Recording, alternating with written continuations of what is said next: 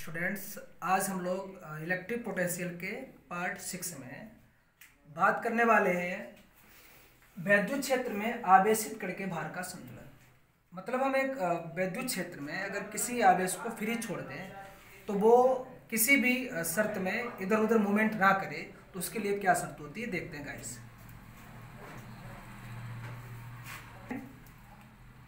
मैंने मान लिया दो प्लेटें हैं, ऋणावेशित और धनावेशित, तो इनसे निर्मित एक वैद्युत क्षेत्र स्थापित हो रहा है जिसकी दिशा धन से ऋण की ओर होती है। चूंकि तो वो इस प्रकार से धन से ऋण की ओर हो गई और यहाँ इधर बीच में ऐसे कोई एक आवेश को हमने स्थिर कर रखा है।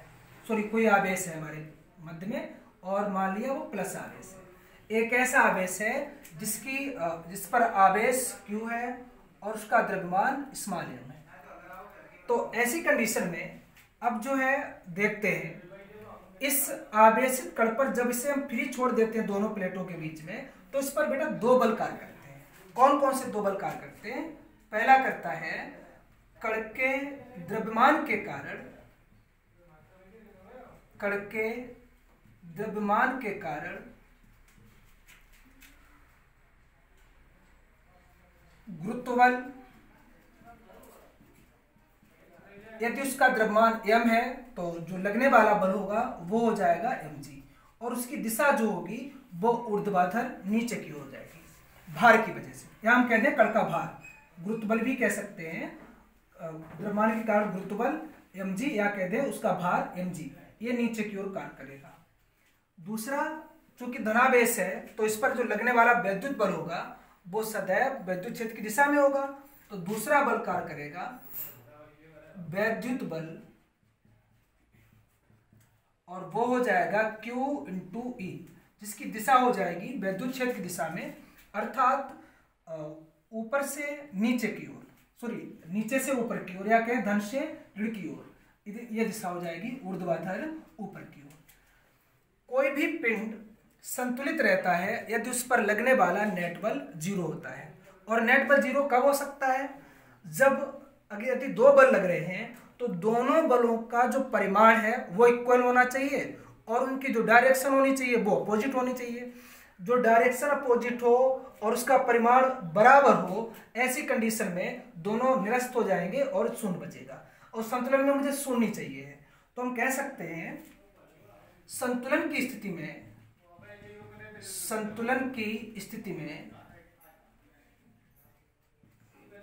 QE बराबर, संतुलन की स्थिति में QE बराबर mg हो जाएगा।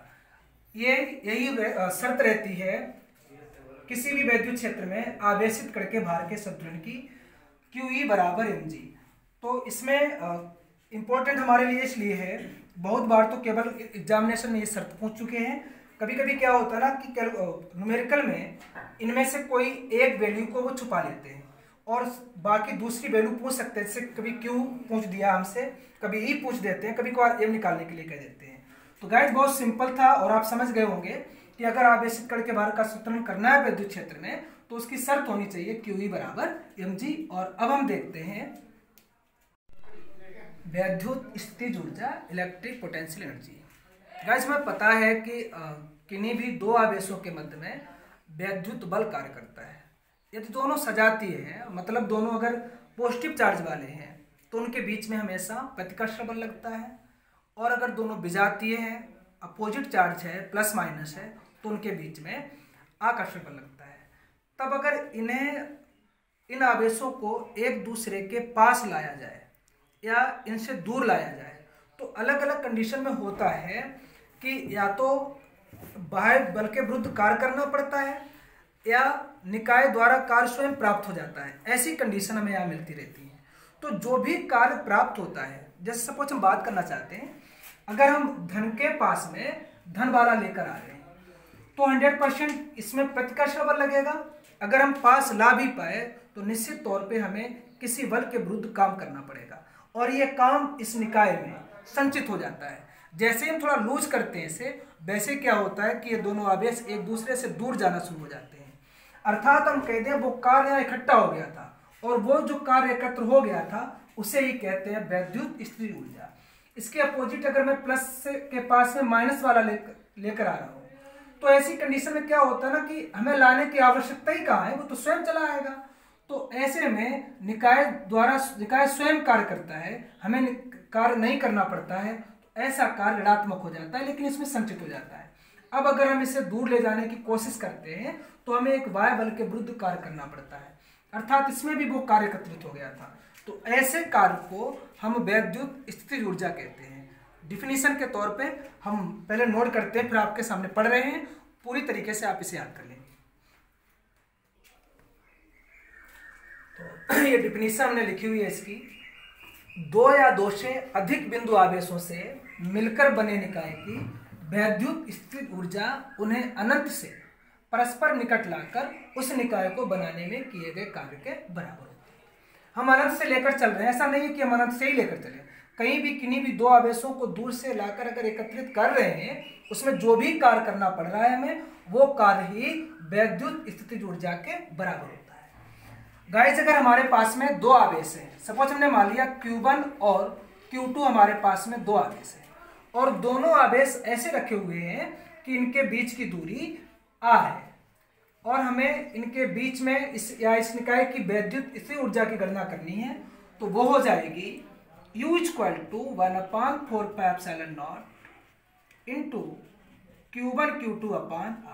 ये है किन्हीं भी दो आवेशों के बीच में वैद्युत स्थितिज ऊर्जा। अब इनके अलावा अगर हम कोई दो से अधिक निकायों की बात, दो से अधिक आवेशों की बात करते हैं, सपोज हमारे पास में तीन आवेश हैं जिनकी परिणात्मक वैल्यू Q1, Q2 और Q3 है, ऐसे रखे हैं, मानो किसी त्रिभुज के शीर्ष को निरूपित कर रहे हैं, और मैंने मान लिया इनके बीच की दूरी r1 है, इनके बीच की दूरी r2 है, और इनके बीच की दूरी r3 है।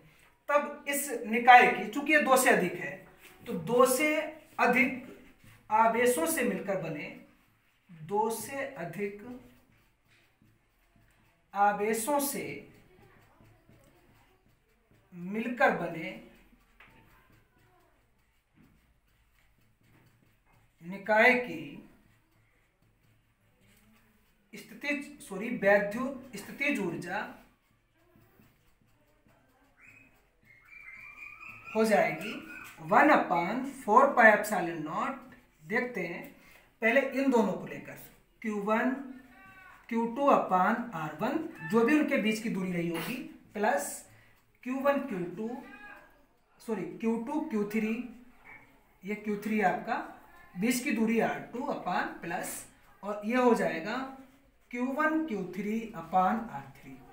बहुत ही इंपॉर्टेंट फार्मूला है, इस पर न्यूमेरिकल भी लगा करते हैं।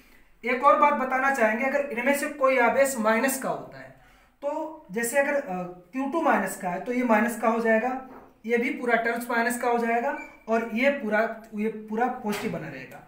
एक और छोटी सी बात यहाँ बताना चाहेंगे हम, यदि हम दो आवेशों को, ऐसे आवेश जो सजातीय हैं, उन्हें परस्पर पास ला रहे हैं, तो ऐसी कंडीशन में निकाय की वैद्युत स्थितिज ऊर्जा बढ़ती है, क्योंकि हमें उस एक प्रतिकर्षण बल के विरुद्ध कार्य करना पड़ता है। और अगर हम इन्हीं आवेशों को दूर दूर लेकर जा रहे हैं तो निकाय की वैद्युत स्थितिज ऊर्जा घटती है, और इसके विपरीत जब हम अपोजिट साइन के चार्ज, मतलब पॉजिटिव और माइनस को पास पास लाते हैं, तो इसकी ऊर्जा घटा करती है, और इन्हें जब दूर ले जाते हैं तो इसकी ऊर्जा बढ़ा करती है।